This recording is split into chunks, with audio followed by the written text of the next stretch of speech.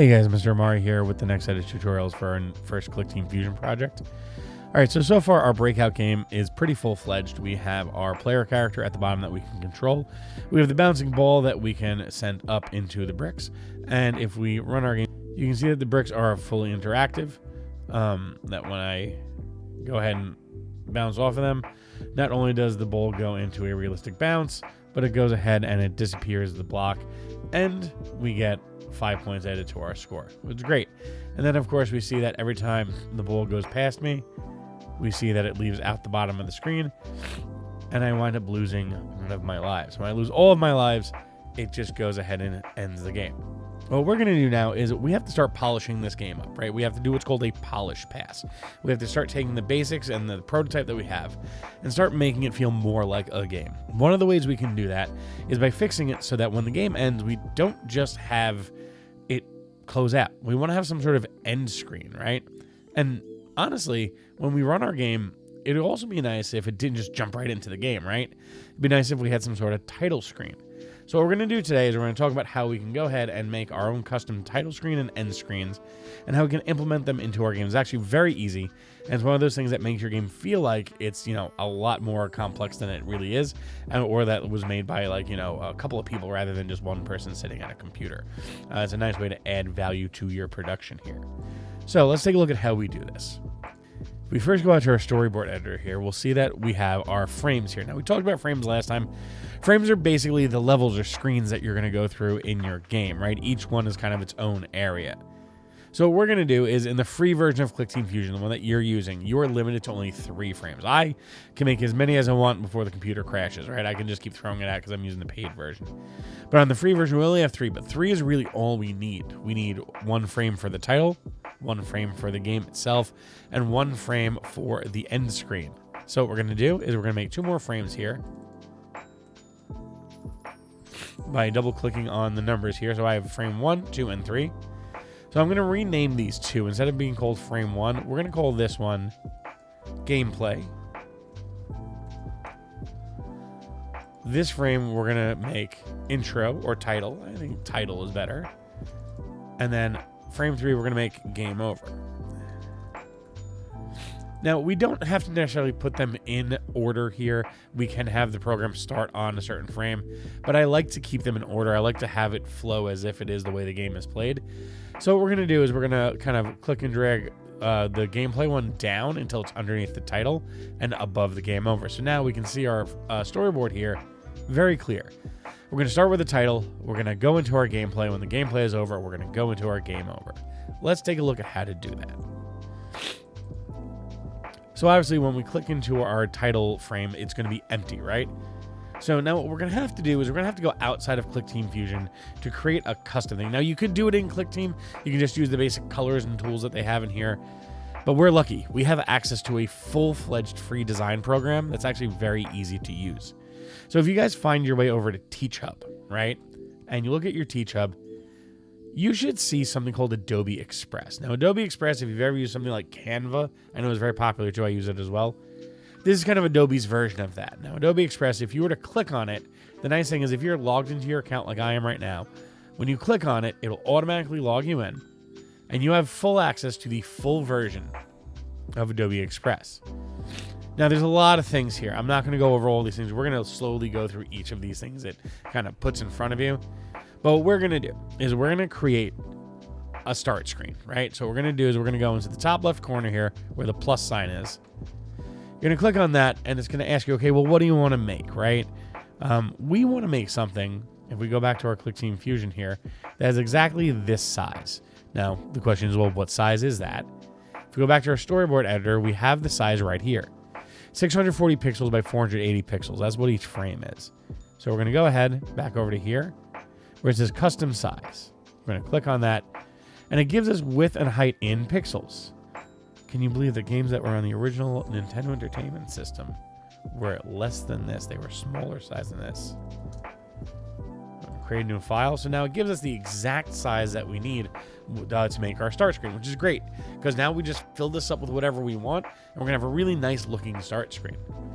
What you're going to want to do first is we're going to figure out, well, this is Breakout, right? So I want to make it look kind of cool and maybe futuristic. You're going to decide what style you want. I want to go for a slightly futuristic look because a lot of like old Atari games used to do that all the time in the box art. So if I go on the left side here, you have this menu strip over here. The part that we're looking most at here is elements. This is going to be shapes, backgrounds, clip art, things like that. So I click on that, and the one that I'm going to look at most here is, we have design assets, we have backgrounds, we have stickers, we have icons. I'm actually going to go into, let's see, what do we have here? Shapes, icons, stickers. I'm going to go into design assets and see what we got. And we have brushes, elements, illustrations, there's so many things here. Have some fun looking through these things. Look for stuff that's going to fit what you want to put on your start screen. So for me, I want it to be like futuristic, right? So if I put something like laser beam, right? Ooh, I'm going to have like, this looks kind of like, retro future style thing like an Atari game might have. So I'm going to go ahead, I'm going to put it up here. And now this works if you've ever used any sort of design software like Canva or even like Tinkercad or something like that. Whenever you add something to the canvas here, you're going to get these little bounding boxes. Now these bounding boxes, these little circles, when you click and hold on them and drag, you can make them bigger or smaller. So I'm going to go ahead and make that nice and big so it covers up my whole background here. And I want this to be the background of my start screen. Now, I also don't like the white in between though. Like that's not great. What I'd like to do is I'd like to have a black background behind it. So what I'm going to do is I'm actually going to go ahead and go back into my elements. And I'm going to get rid of laser beam. I'm going to look for shapes, right? So if I look for just a rectangle, go to shapes, get myself a rectangle or square. I'm going to go ahead, I'm going to make it as big as my screen here. Now the problem obviously is I'm covering up the stuff that's supposed to be in front of this background. That's okay, because we have a very easy way to fix this. It's one of those things that makes it a really, really fun thing to play around with. On the right side here, you'll see that there's like these little pictures that are in an order. We have the black box on top, and we go ahead and we have like the colored lines underneath it. These are our layers. If you've ever used, again, Photoshop or any photo editing software, the placement of these things is important. Imagine them like pieces of paper that you've drawn on, and you want to stack them on top of each other, right? So what we've done here is we've stacked the black paper on top of the paper we drew on. So what I can do is I can grab this by left clicking and just pull it above it. And there we go. Now I have this nice like laser field over the black background, already looking pretty nice, right? So that's not bad. But of course we want to make it look a bit like what this game is. I want to have make it look like Breakout so people know what we're playing here. So we're going to go back to design assets. So let's put just ball, right? There we go. We got a ton of different things here. So let's put something. Here we go. Going with our kind of futuristic look here. So we got the ball. I put that in there. And then let's put brick wall. Look for a brick wall here. And here we go. Got some brick. Ooh, this actually gives us like a sprite sheet with different types of brick walls. So this is interesting to work with. If you see something like this, where there's a bunch of different images on one piece, you can actually, of course, blow it up like we did before. But if you just want to have, say, this center one, I go these, long lines on the middle of the sides. This is basically a crop tool. If you just pull it into the one you want to keep. So let's say I want to do that, right? I want to make the two lines here. And I'm going to go ahead and let's say I place it like that. Then all I have to do is I can right click and copy it. And right click and paste it. I'm going to allow it obviously to do that. Then I can go ahead and again, I can select these guys and just make a nice little representative brick wall at the top to make it look like what our game's sort of doing. Now it's not exact obviously, but it's looking pretty good. Also, this doesn't look like it's moving. It's just kind of sitting there. So I want to give the impression that it's moving. So I'm going to go ahead and I'm going to just put movement. It would help if I'm actually typing in here. Movement lines. And by putting movement lines, I get stuff like, that's not bad. Oh, like something like this or something like this. I think this might be good. Oh yeah, we take that. And we have this piece over here too, which allows me to rotate, right? And so I can scale this down a little bit until it kind of fits on top of here where I'd like it. Now this is not going to be perfect, but it matches up pretty nice, and it gives like the impression that it's moving fast in that direction. I like that. Now the last thing we need is the title of the game here, and so I'm going to go over to where it says text. Now you can go through all these pre-generated ones here that are kind of like, they might not fit exactly what you're looking for. What you can always do is just add your own text by clicking the box at the top, and it gives you this text box here. So of course I'm going to put Mari Breakout. Now of course this looks a little boring.